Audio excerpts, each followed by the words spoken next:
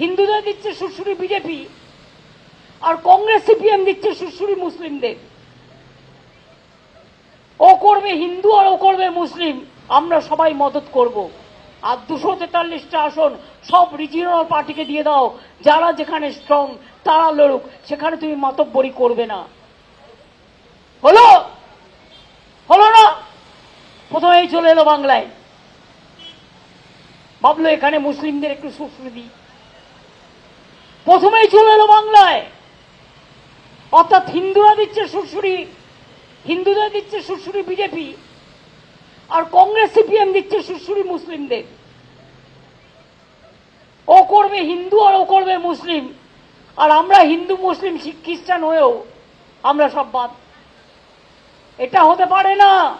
শুনুন, এখনো হিম্মত করে বলি, লড়তে যদি পারে বিজেপিকে কেউ, বাংলা পারে, তৃণমূল কংগ্রেস পারে, আর আমরাই পারি সমস্ত রিজিওনাল পার্টিকে ঐক্যবদ্ধ করে এক জায়গায় দাঁড়াতে।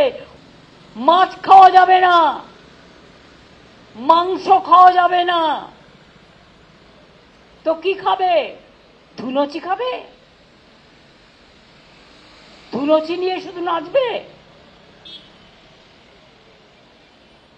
না না খেয়ে শুধু একটা প্রণাম করে দিলেই হবে, আর দিল কা বাত বলনে সেই হয়ে যায়গা? এ আবার কি? এমন দেশটি আমি কখনো দেখিনি। আমিও 7 বার এমপি হয়েছি, আমিও 4টে-5টা ডিপার্টমেন্টের মিনিস্টার ছিলাম, আমিও অনেক দেখেছি, অনেক প্রধানমন্ত্রী থেকে শুরু করে সবাইকে। আমি এরকম দেখিনি এত ভিন্ডিকটিভ। আমি নিজে 3 বার মিট করে এসেছি। আপনারা জানেন 2 মাস আগেও আমি দিল্লি গেছিলাম, বললো অফিসার টু অফিসার মিটিং হবে, তাও করে দিলাম। তারপরেও টাকা এখনো এলো না।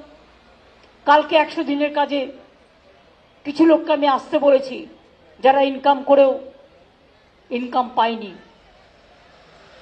এই আন্দোলন তাদের জন্য চলছে, বাংলার বঞ্চনার জন্য চলছে। সেটা আমি আজকে বলবো না, সেটা আমি কালকে বলবো। কিন্তু কথা হচ্ছে এইভাবে চলবে? সব ভাষা ক্লাসিক্যাল ল্যাঙ্গুয়েজ হিসেবে স্বীকৃতি পেল, বাংলা পেল না। অথচ আমাদের ধ্রুপদী ভাষা ক্লাসিক্যাল হিসেবে 2500 বছর আগেকার। যখন এরা জন্মায়নি,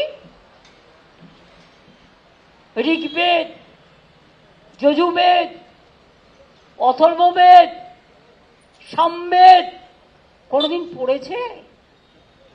স্বাধীনতার আন্দোলনে তারা তখন জন্মেছিল না স্বাধীনতা আন্দোলন চোখে দেখেছে?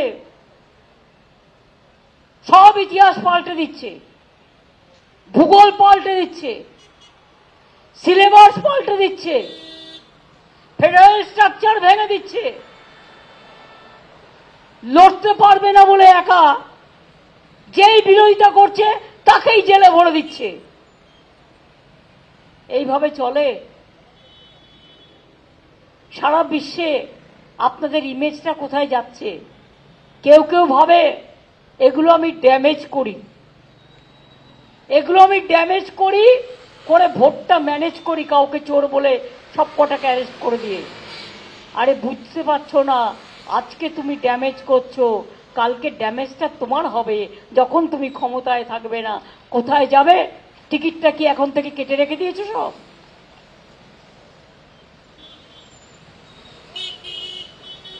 এই অবস্থা চলছে আজকে।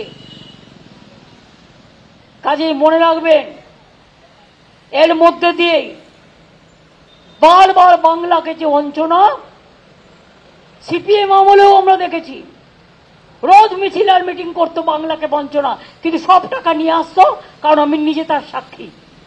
আমাকে লুকিয়ে একদিন যশবন্ত সিং বলে ফেলেছিলেন, ওভারড্রাফট চলছে, আমি তোমার গভর্নমেন্টের অর্থমন্ত্রী এসেছিল বামফ্রন্টের, আমি টাকাটা দিলাম। সেই জন্য সিপিএম কখনো বিজেপির বিরোধিতা করতো না, করতে পারতো না। আর আজও সেই সিপিএম বিজেপিকে জেতাতে চায়, বিজেপিকে জেতাতে চায়। সবচেয়ে বড় বন্ধু হয়ে গেছে বিজেপির। পঞ্চায়েত থেকে হিসেব করে বিধানসভা লোকসভা দেখে নিন। শুনুন, আমরা কংগ্রেসকে বলেছিলাম 300 আসন একা লড়ো, আমরা সবাই মদত করব। আর 243টা আসন সব রিজিওনাল পার্টিকে দিয়ে দাও, যারা যেখানে স্ট্রং তারা লড়ুক, সেখানে তুমি মাতব্বরি করবে না। হলো হলো না? প্রথমেই চলে এলো বাংলায়,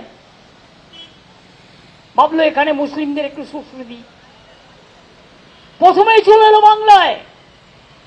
অর্থাৎ হিন্দুরা দিচ্ছে সুশ্রী, হিন্দুদের দিচ্ছে সুশ্রী বিজেপি, আর কংগ্রেস সিপিএম দিচ্ছে সুশ্রী মুসলিমদের। ও করবে হিন্দু আর ও করবে মুসলিম, আর আমরা হিন্দু মুসলিম শিখ খ্রিস্টান হয়েও আমরা সব বাদ। এটা হতে পারে না। শুনুন, এখনো হিম্মত করে বলি, লড়তে যদি পারে বিজেপিকে কেউ, বাংলা পারে, তৃণমূল কংগ্রেস পারে, আর আমরাই পারি সমস্ত রিজিওনাল পার্টিকে ঐক্যবদ্ধ করে এক জায়গায় দাঁড়াতে। কংগ্রেস তুমি তো একা, মাছ খাওয়া যাবে না, মাংস খাওয়া যাবে না,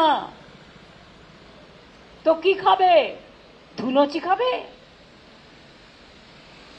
ধুনুচি নিয়ে শুধু নাচবে?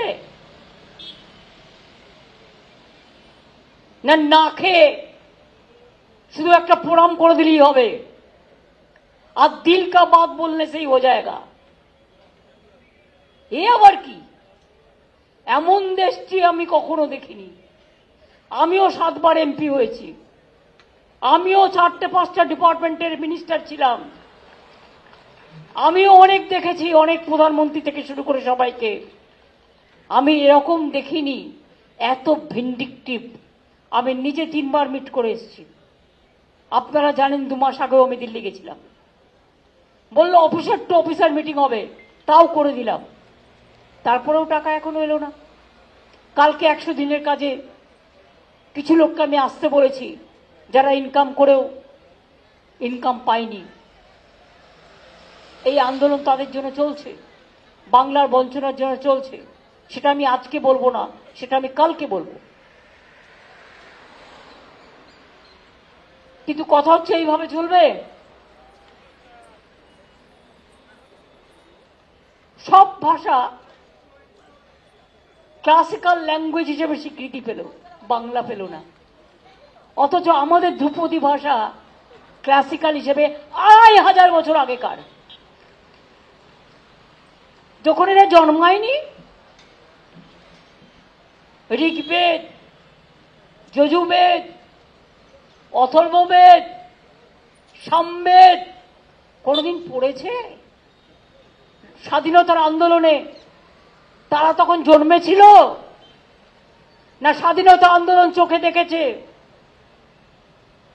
সব ইতিহাস পাল্টে দিচ্ছে।